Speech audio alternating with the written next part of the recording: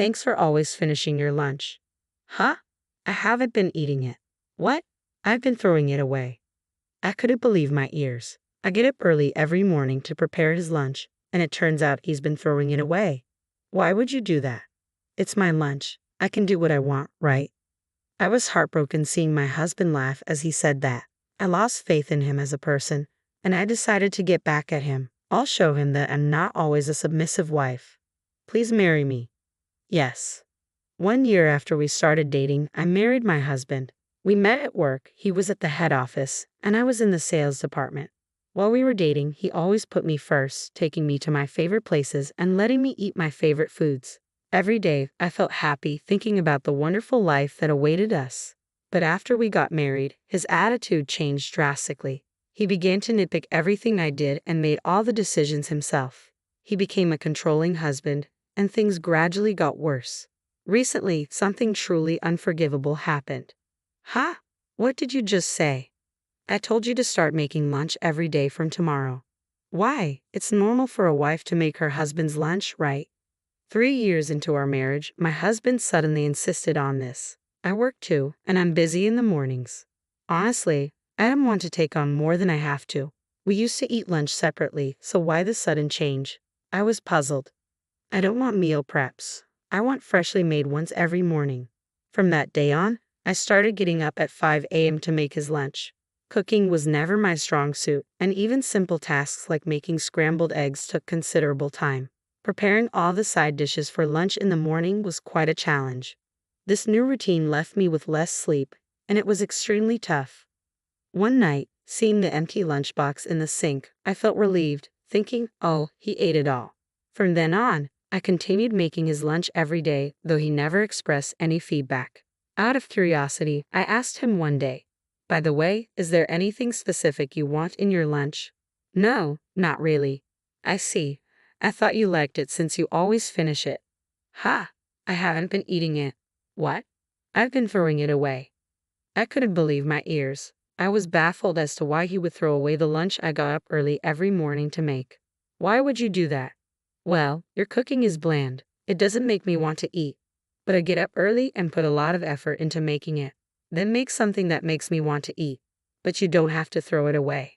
You made it for me. I can do whatever I want with it. I was stunned. Why would he have me make lunch in the first place? When I asked him, he nonchalantly responded, because it's fun. He made me make lunch just so he could throw it away. I never thought he would do such a thing. I was so heartbroken that I cried myself to sleep that night and didn't make his lunch the next day. My husband got furious. I saw no point in preparing his lunch knowing he wouldn't eat it. But if I snapped back, I knew he would throw a temper. So I decided to fix his lunch again starting the next day, even though it was going to be thrown away anyway. Feeling more and more hollow each day as I made his lunch, I gradually began to prepare fewer items. You've been slacking off recently, haven't you? Do you think I wouldn't notice? I'm sorry, but if you're not going to eat it, it's the variety of food that makes me feel refreshed when I throw it away. Don't you get it? I don't understand at all. Due to my lack of sleep every day, I was so exhausted that I started making mistakes at work. That's when I heard a troubling rumor. Apparently, my husband had been bad-mouthing me.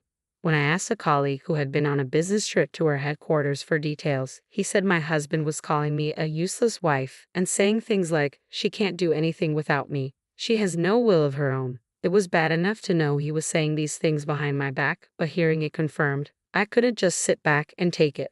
Over the weekend, I decided to confirm the truth and asked a close friend who works at the headquarters.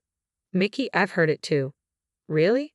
Yeah, your husband is pretty harsh on women. I don't know if it's because he's good at his job, but he seems to think women should only be assigned to make photocopies or something. No way, he wasn't like that before we got married. Did you do something? It's the other way around. I'm the one being treated poorly. How's he treating you? I explained to Mickey about him throwing away my lunch. As she listened, she became visibly angry, wrapping me in a tight hug as tears welled in her eyes. You've been so patient. I can't imagine how tough it must have been. Why are you crying, Mickey? I'm crying for you, you fool. But this is unacceptable. He needs to learn his lesson. That's true. He's really wronged you. Have you thought about getting a divorce? I'm worried about finances right now. You can handle that. I'm more worried about you. You're numb to the pain even after being mistreated like that. That's a sign you're not okay. It's not like I'm numb. I'm pissed. Then Mickey gave me a serious look. Do you want to get a divorce? In truth, the idea of divorce had been lingering in my mind. Thankfully, we didn't have any children. I found myself contemplating whether I should continue enduring life with my abusive husband indefinitely. To weigh my options, I wanted to take advantage of this opportunity. I gazed directly into Mickey's eyes and said, "There's something I want to try. Will you help me?" "Of course." "Thank you. I want to use your position." You see, Mickey is actually the granddaughter of our chairman. Moreover, she's currently working as an executive assistant at the headquarters. I can't overlook the opportunity to enlist such a powerful ally. That's quite an idea. I see where you're going with this. I'm starting to look forward to it. If this goes well, I can make my husband feel ashamed of himself. The following Monday, as usual, I handed my husband his lunch. "Do you have time tonight?" "What's this about all of a sudden?" "You know Mickey, my friend who works as an executive assistant." "Yeah, what about her?" "Mickey says she'd really like to invite us to dinner. Apparently, the chairman will also be there." "The chairman. He wants to show appreciation for his hard-working employees. If it's a request from the chairman, I can't refuse." "All right." I thought he would be suspicious, but surprisingly, he agreed quite easily. Perhaps he was pleased with the thought of being invited by the chairman. With that, everything fell into place. After work, I met up with my husband and confirmed once again that he had thrown away his lunch. Then we went to the restaurant specified by Mickey for dinner with the chairman. My husband seemed pleased with the fancy place and began to boast about his competence. Today, I finished my work early and helped my colleagues. You know, being reliable is hard work when you're this good at your job. Is that so? The chairman's granddaughter is beautiful and she's an executive assistant, so I bet she's good at her job too. I'm just doing my job like everyone else. You don't need to be so humble. You're far different from my wife. He got on my nerves a bit, but the chairman moved on to the main topic. You get a packed lunch from your wife every day, don't you? Yes, she does work hard on that. What a wonderful thing, a lovingly prepared lunch from your wife. But it's the same thing every day. I'd like something extravagant once in a while. That's not something you should expect from your wife. Really, don't you, as a chairman, get extravagant lunches? I prefer something simple. It's an everyday thing, after all. Oh, you're just joking. You've even arranged for us to eat in such a wonderful place today. My husband's attitude was completely different from usual. He must have been trying to put on a good show in front of the chairman. I watched nervously, unsure of how it would unfold. "So, you don't cook?" the chairman asked. "Cook? No, that's women's work. I don't think that's the case nowadays. I think it's normal for men to work outside the home and for women to take care of the home. We both work, but ideally I'd like my wife to stay at home." "Really? Men are breadwinners and women are homemakers. That's how it's supposed to be." "That's a rather old-fashioned way of thinking." "Really? I think all men in the world would think the same way. Despite the increase in women's participation in society, they end up taking maternity leave or quitting their job. In the end, it's men who run society, and it's the same in our company as well. Don't you agree, Mr. Chairman?" That was the first time I heard such a thing, but he should know that we can't live on his income alone. He was spouting derogatory comments about women, but the chairman avoided addressing them and continued the conversation. "What do you think of men who cook?" he asked. "They're feminine. I've heard it's becoming more common, but I don't understand it. What if I told you that I enjoy cooking? Would you think I'm feminine?" "Ha! And what if I told you that I, not your wife, made today's lunch? What would you do?" "You're kidding, right?" You could feel the chairman's anger seeping through his words, and it's understandable because his handmade lunch was thrown away. "Hey, what's this about? What do you mean?" "What you said yourself. You didn't eat your lunch today, right?" The plan that Mickey and I hatched involved getting some help from the chairman, who had recently taken up cooking as a hobby. Yesterday, the chairman had kindly given us some of his homemade dishes, which I repackaged and handed over to my husband this morning. You set me up. It was far different from what I usually cook. Anyone could tell at a glance. My husband, who must have thrown it away without checking, was momentarily at a loss for words. Watching this, Mickey spoke up. "Aren't you more concerned about the terrible things you're doing?" "What terrible things?" "It's strange to throw away food every day without even eating it." That's right, it's the worst to just throw away something someone else has made for you without any appreciation. Well, if I had known it was made by you, sir, I wouldn't have thrown it away. My husband was trying to hastily backtrack, looking pale at the chairman's words. So you wouldn't throw away the lunch I make, but it's okay for you to throw away the ones prepared by your wife? Well, she's no good of a wife.